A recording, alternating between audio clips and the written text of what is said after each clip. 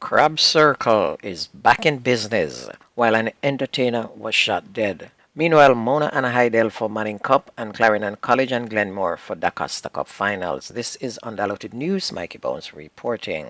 The contentious Crab Circle activities at National Heroes Circle has reopened following a 7-week absence due to inadequate safety standards. Councillor Williams extended a warm welcome to the Heart NSTA Trust, which came to the aid of the crab vendors by assisting them in maintaining the necessary health and safety standards, and which played a critical role in their return to the health activities that are the main source of income for vendors at the facility. Councillor Williams asked vendors to take an even greater part in upholding the standards that they have established. Crab Circle was closed down because of a really unfortunate occurrence, and as a municipality, we are charged with governing and creating the environment for business to flourish in Kingston and St. Andrew, he said. The popular street food spot was closed last month after a video showing a female vendor engaged in an unsanitary act inside one of the stalls went viral. The facility was sanitized and equipped with restrooms and more wash stations. Meanwhile, the collection of solid waste in Jamaica will shortly be privatized. That was announced last night by Prime Minister Andrew Holness. The Prime Minister, addressing the 80th anniversary conference of the governing Jamaica Labour Party, said this policy shift will see new investments in the area of solid waste management, leading to a more efficient and effective process. Meanwhile, a quick response by the police on Thursday morning foiled what they believed to be was a plot to murder a Petrodram employee at a state-owned oil refinery plant on Marcus Garvey Drive in St. Andrew. Sources said that 3 men who were sitting in a motor vehicle in the Petrodram parking lot in the vicinity of Gate 5 were accosted by about 7 policemen who searched the vehicle and found 2 handguns loaded with 6 bullets each. The sources said that the suspected target is a manager at the company. They also allege that early investigations have so far revealed that the gunmen were contracted by another employee. Senior Superintendent Kirk Ricketts, commander for the St. Andrew South Police Division, where the policeman who responded to the incident was assigned, said that he wouldn't be able to get into any details. However, what he was sure about was that the police prevented a violent situation from unfolding. And there's a lot of story about who hired the men and who was supposed to be killed, but the police have not called any names, so we won't call any either. Head of the Area 1 Police, ACP Clifford Chambers, has expressed confidence that criminals who escaped the dragnet of the state of public emergency in St. James will be captured. The senior cop said the security forces are pursuing the hoodlums. There is really no escape, said Chambers. His comments came on the heels of Wednesday's killing in St. Mary of a man who had been implicated in several murders in St. James, including one at the gate of Salt Spring Primary and Infant School. He said the police will be working across divisions to apprehend those on the run. And he's encouraging the general public to contact the police if they have reasons to believe that the persons in their district are known to be wanted. And of course, you know that will never happen, because some of these same police bring back the names of the people who tell them to the gunmen. Among the parishes in the Area 1 Police Division, Hanover stands out as the only one experiencing an increase in major crimes compared to the same period last year. The other 3 parishes in the Area 1 Division are Trelawney, St. James, and Westmoreland.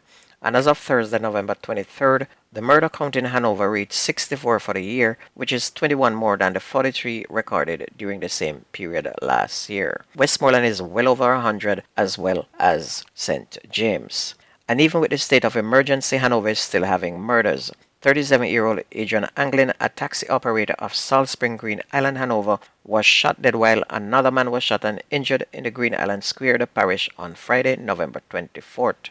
Reports from the Lucy police are that about 4:50 p.m., Anglin was sitting among a group of people in a car park when he was pounced upon by gunmen traveling in a Toyota Fielder motor car. Reports are that the men alighted from the vehicle and opened fire at the 2 victims. And after the shooting subsided, Anglin and another man were seen with gunshot wounds and were taken to hospital, where Anglin was pronounced dead and the man was treated.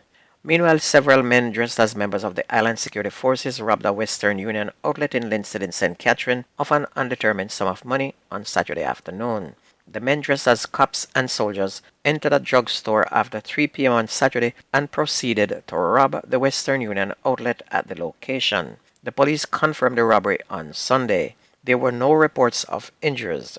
The men left the location in a waiting motor car and made good their escape. Meanwhile, an elderly man was found dead outside his home at Red Banking Junction in St. Elizabeth yesterday morning. He has so far been identified as Alberto Powell, a farmer who is believed to be in his 60s. Residents reportedly found the now deceased lying on the ground behind his three-bedroom concrete structure in a pool of blood.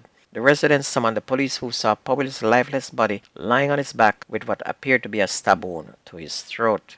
Meanwhile, an entertainer was one of two men shot dead by gunmen on Beckford Street in downtown Kingston yesterday morning.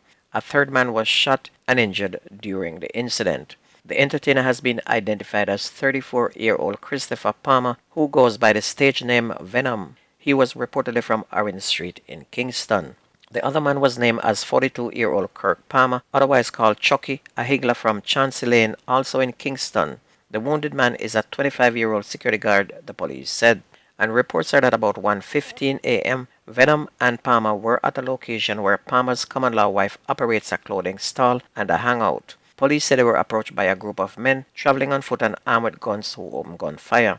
When the shooting subsided, it was discovered that both men were shot several times. Venom died on the spot while Palmer was transported to hospital, where he was confirmed dead. The third man reported that he was returning from work when he heard explosions and began running. He later realized he had been shot in the right lower arm, but his injuries are not considered life-threatening. On to sports. Mona High and Hydel High created history at Sabina Park on Friday as they booked their spot in the final of the Manning Cup after semi-final wins over many-time champions St. George's College and Kingston College respectively. In the opening encounter, Mona, in just their second semi-final, appeared in the school's 44th-year existence, battled to a tense 2-1 win over St. George's. And in the second game of the doubleheader, Hydel, who lost in the final to St. George's in 2012, beat their North Street rivals Kingston College 5-4 on penalties after ending 2-2 in the 90th minute. While in DaCosta Cup, it will be an all-Clarendon DaCosta Cup final after champions Clarendon College and former winners Glenmuir won their semi-final game against Garvey-Massey High and Dintil Tech respectively on penalty kicks on Saturday. Clarendon College beat Garvey-Massey High 4-3 on penalties after they had finished 1-1 in regulations time in their game, which was played at Glenmuir High in May Pen, while Glenmuir High returned to the final for the first time since 2012 with a 4-2 win over Dintil Technical after they played out a 0-0 scoreline in regulations at Manchester High. And you can see that all teams at this stage were equal, so the dreaded penalty was taken to decide the winner. And that's going to be news and sports on your favorite community radio. If you ever missed the news on this radio station, please go to YouTube, type in Jamaican, Undiluted News, listen, like, share, and subscribe to keep it going. Please subscribe. My name is Mikey Bones. I gone.